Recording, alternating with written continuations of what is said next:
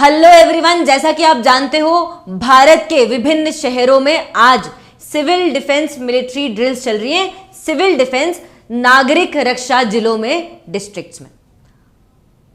ये सब कल अनाउंस हुआ था और पाकिस्तान के साथ जो सिचुएशन है उसे देखते हुए अनाउंस हुआ। फिर रात में ऑपरेशन सिंदूर हो गया। इसीलिए अभी जो ड्रिल्स चल रही हैं ये बहुत ज्यादा जरूरी है। लेकिन आपके एग्जाम के पॉइंट ऑफ व्यू से क्या इन डिफेंस ड्रिल्स में जरूरी है? कौन कौन से एक्ट से ये चीजें आती हैं? कहां कहां पर किस तरीके के कैटेगरीज हैं जहां पर ये डिफेंस ड्रिल्स की जा रही हैं? किस तरीके से चीजें कैरी आउट की जाती हैं? क्या इनका उद्देश्य है? ये सारी चीजें आज इस टॉपिक में हम डिस्कस करेंगे। तो आने वाले प्रीलिम्स के एग्जाम के हिसाब से ये आपके लिए महत्वपूर्ण हो सकता है।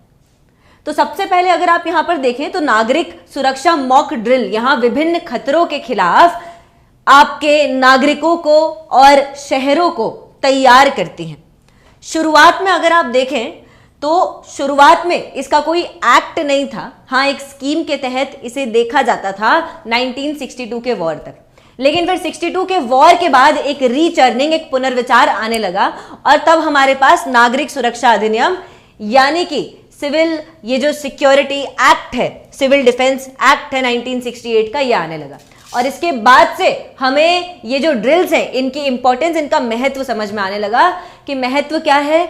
अगर वॉर के टाइम पर किसी भी सिविलियन एरिया पर अटैक होता है तो कैसे लाइफ को प्रोटेक्ट करना है, जीवन को बचाना है, संपत्ति के नुकसान को कितना कम करना है। इसके साथ साथ जो आवश्यक सेवाएं हैं ये आपको निरंतरता से मिलती रहे, पानी, खाना। इसके साथ साथ जो भी आपकी आपातकाल की स्थिति है यहां पर आप देखेंगे जनता का मनोबल कम ना हो, इसके लिए ये ऐसी तैयारियां की जाती हैं। उदाहरण के तौर पर अगर आप ब्रिटेन की बात करें तो जब नाजीज के साथ सेकेंड वर्ल्ड वॉर चल रहा था तब आप देखते हो कि वहां की जनता खूब अच्छे तरीके से रेजिलियंस के साथ इस परिस्थिति को झेल रही थी। और वो तब हो पाता है जब आप ऐसी ड्रिल्स करवाकर अपने नागरिकों को तैयार करते हैं, राइट। तो 1962 और 65 के वॉर के बाद ऐसी जरूरत हमें पड़ने लगी और इससे 1968 में ये आपके पास जो एक्ट है ये आने लगा। पूरे देश में यहां पर ये आता है और यहां पर सरकार जो है वो वॉलंटियर्स का एक बॉडी क्रिएट करती है, स्वयं सेवकों का यहां पर एक निकाय क्रिएट होता है, ठीक है। और नागरिक सुरक्षा पर खास तौर से ध्यान दिया जाता है और इससे यहां पर उपाय बनाए जाते हैं, विनियमन रूल्स इस एक्ट के अंदर बनाए जाते हैं जिससे कि नागरिक सुरक्षा यहां पर सुनिश्चित हो। अब शुरुआत में ये एक्ट तो वैसे वॉर्स और सिक्योरिटी के कॉन्टेक्स्ट में आया, लेकिन बाद में आपको पता है 1999 में ओडिशा का सुपर साइक्लोन आता है, 2001 में गुजरात के गोधरा के दंगे आते हैं और फिर आपके 2004 की भारतीय समुद्र, इंडियन ओशन में यहां पर हिंद महासागर में सुनामी आती है और उसके बाद फिर एक रीथिंकिंग आने लगती है, डिजास्टर मैनेजमेंट का एक्ट आता है और फिर आपदा प्रबंधन को भी यहां पर इन ड्रिल्स में यहां इंक्लूड किया जाता है। 2010 में इसे 2009 में संशोधित करके एक्ट को और 2010 में इसे यहां पर अधिसूचित करके, ठीक है। तो अगर यहां पर शत्रुपूर्णता से हमले होते हैं तो सुरक्षा को प्राथमिकता रखते हुए आपदा प्रबंधन को भी यहां पर शामिल किया गया है, डिजास्टर मैनेजमेंट को भी यहां पर शामिल किया है। तो प्राकृतिक और मानव निर्मित यानी कि नेचुरल और आर्टिफिशियल दोनों, आपके ह्यूमन मेड, मैन मेड या नेचुरल, दोनों डिजास्टर्स में ये आपके जो प्रावधान है ये इस्तेमाल हो सकते हैं। यानी कभी बाढ़ आई, कभी साइक्लोन आया, कभी अर्थक्वेक आया, तो ऐसे केस में भी लोगों का पहले से ड्रिल्स करवा सकते हैं इस अधिनियम के हिसाब से। तो इतनी सारी चीजें हम यहां पर देख चुके हैं। इसके साथ साथ यहां पर आप देखते हैं कि इसके अंदर बहुत सी चीजें सुनिश्चित की जा सकती हैं। इस एक्ट के तहत रूल्स बना के आप बहुत चीजों के लिए लोगों को तैयार करवा सकते हैं। जैसे कि ड्रिल्स के समय पर आवाजाही जो है और जो गतिविधियां हैं उनमें नियंत्रण हो जाता है, ट्रैफिक जो होता है उनमें नियंत्रण होता है, यातायात आपका प्रतिबंधित किया जाता है, रोशनी और ध्वनि को नियंत्रित किया जा सकता है, यानी कि सायरन बजा सकते हैं, रोशनी कम कर सकते हैं, ध्वनि के साथ आप लाइट के साथ भी ऐसा कर सकते हो, ध्वनि के साथ भी कर सकते हैं, और कर्फ्यू वगैरह की सिचुएशन भी आप यहां पर इंश्योर कर सकते हैं ताकि ड्रिल जो है वो अच्छे से शहरों में की जा सके। जैसे आज आपको पता है ब्लैकआउट्स वगैरह, तो ये सब ब्लैकआउट्स जो हैं ये कैसे होते हैं, जब आप बिजली वगैरह को अलाउड होता है कि आप बिजली वगैरह को रेगुलेट कर सके, बिजली वगैरह रोक सके। इसके साथ साथ संपत्ति और अवसंरचना का भी प्रबंधन हो सकता है, यानी कि संपत्ति सुनिश्चित करने के लिए, खतरनाक आपके पास जो संरचनाएं हैं उनको ध्वस्त करने के लिए और संपत्तियों को बचाने के लिए। जो पब्लिक प्रॉपर्टीज हैं कि कोई वॉर आया, दुश्मन ने अटैक किया, उस समय पर पब्लिक प्रॉपर्टी को कैसे छुपाओगे, उसके लिए और आवश्यक आपूर्तियों के लिए, जैसे खाना वगैरह आपको मिलते रहे टाइम पर, राइट। ज्वलनशील जो पदार्थ हैं इनको थोड़ा दूर रखा जाए। संचरण जो आपके ऐसे संचार उपकरण हैं, टेलीकम्युनिकेशंस के इक्विपमेंट्स हैं, इनको जब्त किया जाए। ये सारी चीज़ें भी इन ड्रिल्स में यहाँ पर की जा सकती है। इसके साथ साथ अगर कभी आपदा आती है तो कैसे आप निकासी करेंगे, कैसे आप एग्जिट करेंगे, कैसे आपको राहत मिलेगी, क्या आपके राहत के मानक होंगे, ये सारी चीज़ें यहाँ ड्रिल्स के अंदर प्रैक्टिस की जा सकती हैं और लोगों को जुटाया भी जा सकता है। इन सारी चीज़ों के लिए महत्वपूर्ण जो प्रतिष्ठान हैं उनकी सुरक्षा के लिए भी यहाँ पर इन ड्रिल्स में प्रैक्टिस की जा सकती है, राइट।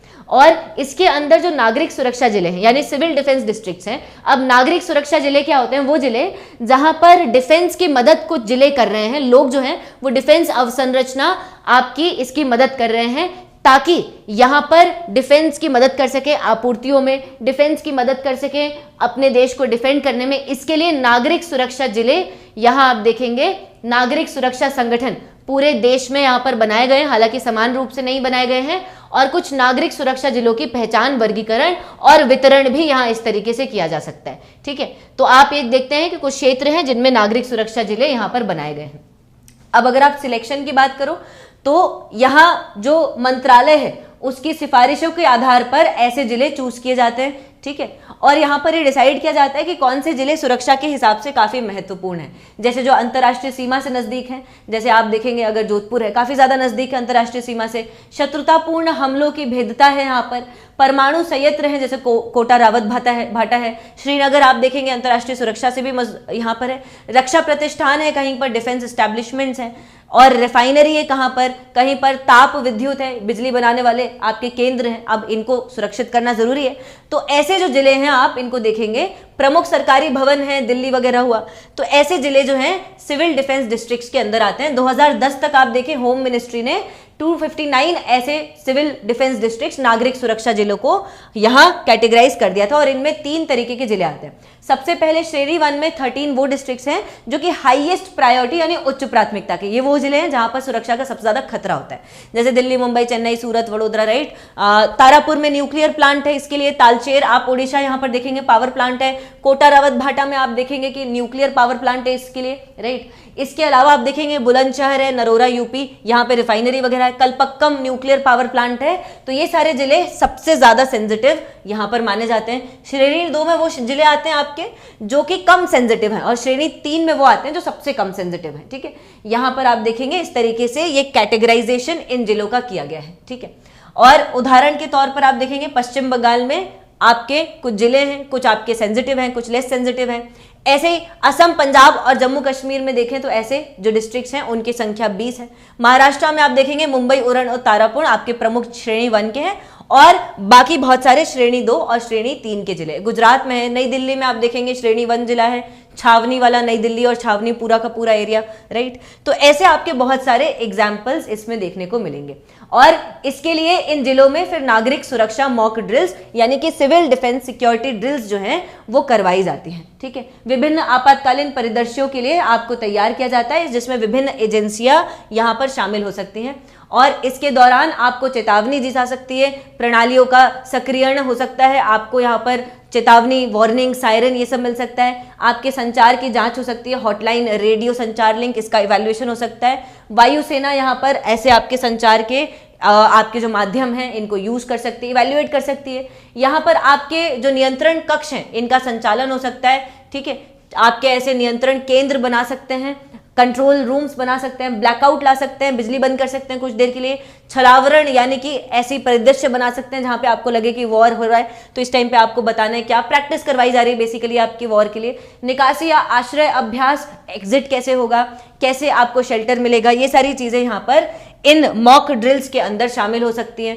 आपातकालीन प्रतिक्रिया में क्या करना है, आपातकालीन स्थिति में यातायात प्रबंधन हमने देख लिया है, ये सारी चीजें यहाँ पर इंश्योर हो सकती हैं और इसमें अलग अलग एजेंसियां भी इन्वॉल्व होती हैं। जैसे गृह मंत्रालय इन्वॉल्व होता है, नागरिक सुरक्षा को गृह मंत्रालय ही देखा करता है और आप देखते हो ऐसे प्रैक्टिसेस के लिए जनरली गृह मंत्रालय ही नोडल मंत्रालय है जो कि गाइडलाइंस, जो कि रूल्स यहां पर प्रोवाइड करेगा। इसके साथ साथ आप नेशनल डिजास्टर मैनेजमेंट अथॉरिटी और स्टेट डिजास्टर मैनेजमेंट अथॉरिटीज, ये आपदा प्रबंधन के प्राधिकरण हैं जो कि खास तौर पर आपदा प्रबंधन में नागरिक सुरक्षा में एक एक्सटेंडेड रोल यानी कि विस्तारित भूमिका यहां पर निभाया करते हैं। इसके साथ साथ आप देखते हो महानिदेशक अग्निशमन सेवा, फायर आपकी जो सर्विसेज हैं, फायर वगैरह की प्रॉब्लम्स आए उसके लिए। इसके साथ साथ होमगार्ड है, होमगार्ड इंडिया चाइना वॉर के बाद ही ऐसे आपके पास आपने लोगों को एकत्र किया था जो कि वॉलंटरली स्वैच्छिक तौर से पुलिस की सेवाएं निभाते हैं, और इसके रिटर्न में आप देखेंगे कि होमगार्ड की एक आपकी प्रथा चली थी इंडिया चाइना वॉर के बाद, होमगार्ड पर सवाल भी आया है यूपीएससी में। और इसके साथ साथ जिला प्रशासन जो है, तो जिला कलेक्टर, मजिस्ट्रेट हुआ, अन्य जिला प्राधिकरण है स्थानीय स्तर पर, ये भी यहाँ इन अभ्यासों में शामिल हो सकते हैं। ठीक है, तो बेसिकली आप देखेंगे कि नागरिक सुरक्षा इसके सेंटर पर होता है।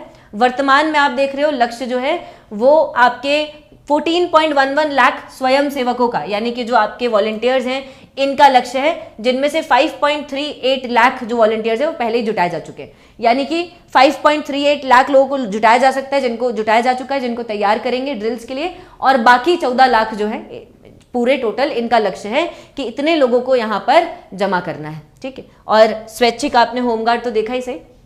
इसके साथ साथ पुलिस इन्वॉल्व हो सकती है, सशस्त्र बल इकाइयां यानी कि आपके जो पैरामिलिट्री फोर्सेस हैं, आर्म्ड फोर्सेस हैं, ये सब, कुछ विशेष प्रतिक्रिया बल है एनडीआरएफ, ये भी इन्वॉल्व हो सकते हैं। आपातकालीन सेवाएं हैं, अस्पताल वगैरह, इनको इन्वॉल्व कर सकते हैं। स्वयंसेवक संगठन है हमारे, नेशनल कैडेट्स कोर है, राष्ट्रीय सेवा योजना है, नेशनल सर्विस आपकी जो है। इसके साथ साथ नेहरू युवा केंद्र संगठन है, राइट, यूथ सेंटर्स हैं, ये सारे लोग यहाँ पर इन्वॉल्व हो सकते हैं। स्कूल कॉलेज इन्वॉल्व होते हैं, तो इतने सारे यहाँ पर चीजें इन्वॉल्व होती हैं।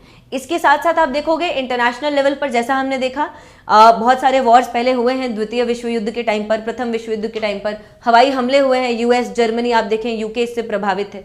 तो आप देखेंगे बहुत सारी ऐसी चीजें यहाँ पर अंतर्राष्ट्रीय स्तर पर भी की गई हैं। जैसे दक्षिण कोरिया में आप देखेंगे उत्तर कोरिया के तनाव के कारण ऐसे ड्रिल्स होते रहते हैं। इजराइल में आप देखोगे होम फ्रंट कमांड अभ्यास और आपदा प्रतिक्रिया के लिए यहाँ पर हम EU मोडेक्स इसको शामिल करते हैं। जापान में आप देखोगे भूकंप के लिए ऐसी तैयारी होती रहती है, क्योंकि जापान पैसिफिक प्लेट जो है और यूरेशियन प्लेट है, उनके कन्वर्जेंस पर आता है। सिंगापुर आप देखोगे तो सिंगापुर में भी ऐसे तैयारी होती रहती है, क्योंकि सिंगापुर भी स्ट्रैटेजिक रणनीतिक स्थल पर है। और इसके साथ साथ ये आपका टॉपिक खत्म होता है, तो आपको ये ध्यान रखना है कि ऐसा भारत में सिर्फ नहीं है अकेले, अंतर्राष्ट्रीय स्तर पर भी ऐसी प्रैक्टिसेस होती हैं, लेकिन भारत में इसके प्रॉपर नियम दिए गए हैं जिसमें अलग अलग संस्थान और अलग अलग इकाइयां शामिल हो सकती हैं। तो इसकी सारी जानकारी हमने देखी। आई होप ये आपको एग्जाम में काम आए वीडियो। इसे ज़रूर आप सेव करके रख लीजिएगा। अगर नोट्स बनाने हैं तो प्रीलिम्स के हिसाब से नोट्स भी बना सकते हैं। कुछ और भी आपको पूछना हो या कुछ और भी आपको टॉपिक्स चाहिए, कॉमेंट में आप बता सकते हैं। तो कॉमेंट में भारत और भारत के ऑपरेशन सिंदूर के लिए जय हिंद जरूर लिखेगा। Thank you so much. Like, share, comment. धन्यवाद।